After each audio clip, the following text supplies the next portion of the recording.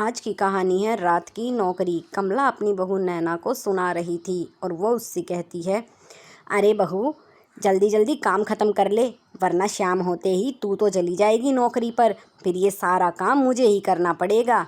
तो नैना अपनी सास से कहती है, माँ जी, हमेशा मैं सारा काम करके जाती हूँ, बिना काम किए मैं कभी अपनी नौकरी पर नहीं जाती, फिर आप क्यों मुझे खामखा ऐसे सुनाती रहती हैं। तो कमला कहती है, हाँ हाँ, जुबान तो तेरी बहुत चलती है, हाथ नहीं चलते इतनी जल्दी।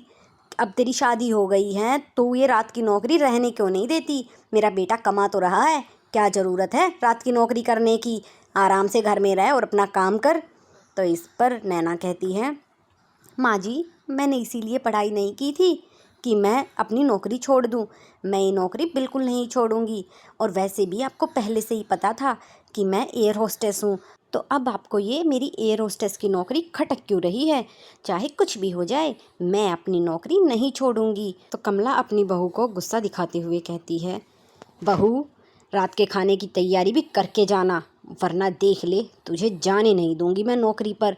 तो इस पर नैना कहती है, माँ जी, आप क्या सोच रही हैं, आप मुझ पर काम का इतना प्रेशर डालेंगी तो क्या मैं नौकरी छोड़ दूंगी, बिल्कुल भी नहीं। तो कमला उसे समझाते हुए कहती है, देख बहू, ऐसे रात भर बहू घर से बाहर रहे अच्छा नहीं लगता। काम से भी बाहर हमारी एक ज़िंदगी होती है, इसीलिए घर की बहुएं तो घर में ही अच्छी लगती हैं, या नौकरी करें तो दिन की। तो नैना कहती है, माँ जी, अब कौन से ज़माने में जी रही हैं। हम आज के ज़माने की लड़कियां हैं, हम दिन में भी काम कर सकती हैं और रात में भी काम कर सकती हैं। और वैसे भी एयर होस्टेस की तो नौकरी ही ऐसी होती है। आपको जब पहले ही पता था कि मेरी नौकरी ऐसी है तो आपने रिश्ते के लिए हाँ क्यों की, क्यों अपने बेटे की शादी मुझसे कराई, अब मुझे नौकरी छोड़ने के लिए कह रही हैं। अगर ये बात आप मुझे शादी से पहले बता देती तो मैं कभी भी शादी नहीं करती। नैना की रात की नौकरी थी और ये बात उसकी सास को बिल्कुल पसंद नहीं थी। अपनी सास के बार बार मना करने के बाद भी नैना ने अपनी सास की एक नहीं सुनी और वो नौकरी के लिए जाती रही। एक शाम जब वो नौकरी पर जाने के लिए तैयार हो रही थी, तभी उसका पति अरविंद आता है और उसे पीछे से पकड़ते हुए कहता है, नैना, क्या बात है, आज तो बड़ी सुंदर लग रही हो। हमें कितना समय हो गया ना एक दूसरे के साथ समय नहीं बिताया है, क्यों न एक दिन हम घूमने जाने का प्लान बनाएं। तो इस पर नैना कहती है, हाँ पतिदेव, क्यों नहीं, बिल्कुल घूमने चलेंगे एक दिन। तो अरविंद कहता है, अरे एक दिन क्यों, क्यों ना तुम आज रात की छुट्टी कर लो अपने ऑफिस से, फिर चलेंगे हम दोनों आज रात को दोनों। तो इस पर नैना कहती है, मैं छुट्टी कर लूँ ऑफिस से, आप क्यों नहीं कर लेते छुट्टी, मेरी छुट्टी क्यों करा रहे हैं, वैसे भी मैं दिन में बोर हो जाती हूँ। मैं सुबह दफ्तर से आ जाऊँगी, आप छुट्टी कर लेना, फिर कल हम घूमने चलेंगे। तो अरविंद कहता है, नैना, तुम्हें पता तो है मेरा छुट्टी करना मुझ पर कितना भारी पड़ सकता है, इसीलिए मैं छुट्टी नहीं कर सकता। तुम छुट्टी कर लो, बॉस मुझसे खफा हो जाएगा अगर मैंने छुट्टी करी। तो नैना कहती है, अच्छा जी, तो इसीलिए मस्का लगाया जा रहा था, दोनों माँ बेटे मेरे ही पीछे पड़े रहा करो। आप छुट्टी करोगे तो आपका बॉस आप पर गुस्सा होगा, लेकिन मुझे तो कोई गुस्सा ही नहीं करेगा। मैं तो जब चाहूँ तब छुट्टी कर सकती हूँ, जैसे कि मेरा मामा बैठा है बॉस की कुर्सी पर। इतना कहकर नैना वहाँ से अपनी नौकरी के लिए निकल जाती है और अरविंद का मुंह बन जाता है। नैना की नौकरी को लेकर सारे घर वाले उसे सुनाते रहते थे, कोई भी उसकी नौकरी के बारे में समझने के लिए तैयार ही नहीं था। इसीलिए नैना को ये बात बहुत बुरी लगती थी, लेकिन नैना किसी की तानों की बिना परवाह किए अपनी नौकरी पर जाती रही।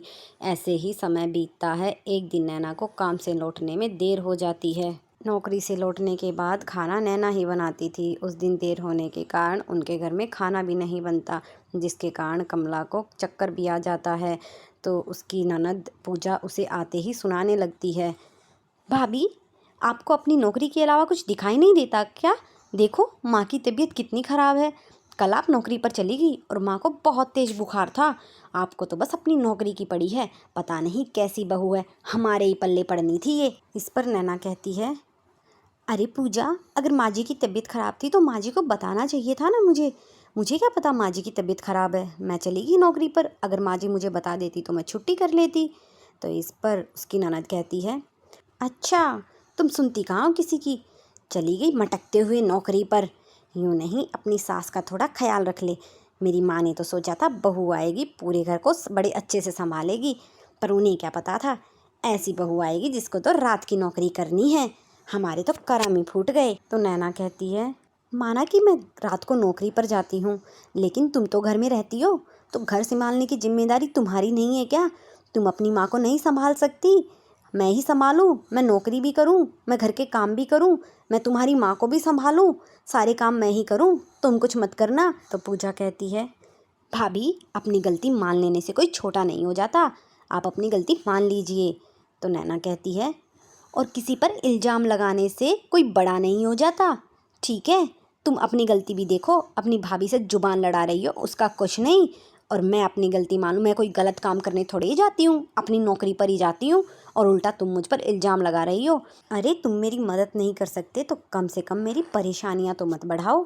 तो पूजा कहती है, नौकरी तो बस बहाना है, पता नहीं रात को कहाँ कहाँ मुँह मारने जाती है। पूजा अपनी भाभी को बहुत कुछ गलत बोल देती है, जिसके कारण नैना को बहुत बुरा लगता है, और वो अगले दिन ही अपने ऑफिस में फ़ोन करके नौकरी करने के लिए मना कर देती है। शुरू शुरू में तो सबको बहुत अच्छा लगता है। नैना घर में रहती, घर के सारे काम करती, उसकी सास भी उससे खुश थी, उसकी ननद भी, और तो और उसका पति भी बहुत खुश था। एक दिन उसकी सास उससे कहती है, देखा बहू, तूने अच्छा किया रात की नौकरी छोड़ के। देख पहले तू कितना काम करती थी, रात को नौकरी पर जाती, दिन में घर का काम करती, तुझे आराम भी नहीं मिलता था। अब देख तेरे चेहरे पर कितनी रौनक आ गई है, तू घर में आराम से रहती है, टाइम भी मिल जाता है खुद के लिए। तो इस पर नैना कहती है, माँ जी मुझे रसोई में खाना बनाने के लिए जाना है, मैं जा रही हूँ। तो अंजलि की सास खुद से कहती है, पता नहीं ये बहू को क्या हो गया है, जब से नौकरी छोड़ी है बड़ी शांत शांत रहती है। पहले तो बात बात पर लड़ती थी, अब तो जुबान ही नहीं खोलती, सारा दिन चुपचाप रहती है। मुझे यूँ बिल्कुल भी अच्छा नहीं लगता मेरी बहू चुप चुप रहती है। मुझे तो वैसे ही चुलबुली बहू पसंद है, जैसे ये पहली थी। अब नैना ना ही किसी से कुछ कहती, ना किसी की बात का जवाब देती। नैना का ये बदलाव उसके ससुराल वालों को खटकने लगा, क्योंकि पहले तो वो एकदम चुलबुली और सबकी बातों का जवाब देती थी, लेकिन अब तो उसने जैसे मौन व्रत ही धारण कर लिया हो। एक दिन नैना का पति, उसकी ननद और उसकी सास आपस में बात करते हैं, और फिर तीनों मिलकर उसके पास जाते हैं। उसकी ननद उससे कहती है, भाभी मुझे माफ़ कर दो, मैंने आपको उस दिन बहुत भला बुरा कहा, इसीलिए मैं आपसे माफ़ी मांगती हूँ, मुझे अपनी गलती का एहसास है। तो इस पर नैना कहती है, अच्छा, तो तुमने मुझे बस इस बात के लिए बुलाया था?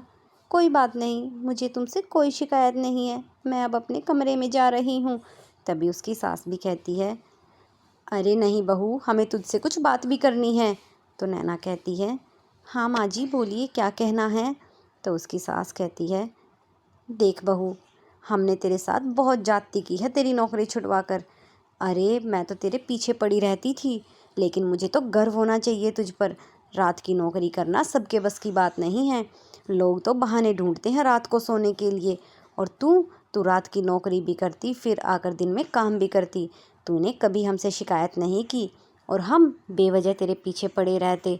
और उसका पति भी कहता है, हाँ नैना, हमने अपने स्वार्थ में आके तुम्हारी नौकरी छुड़वा दी, अब हमें अपनी गलती का एहसास है, हम तुम्हें नौकरी करने से बिल्कुल भी नहीं रोकेंगे। फिर उसकी ननद पूजा भी कहती है, हाँ भाभी, हम सबको माफ़ कर दीजिए। और उसकी सास कहती है, हाँ बहू, तू चिंता मत कर, मैंने तेरे दफ्तर में बात कर ली है, कल से तू नौकरी पर जा सकती है, हमें कोई दिक्कत नहीं है।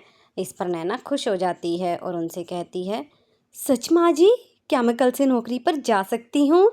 उसके बाद उसके घर वाले उसे रात की नौकरी करने के लिए कभी नहीं रोकते, और नैना खुशी खुशी अपनी नौकरी और अपना घर दोनों बड़े अच्छे से संभालती है।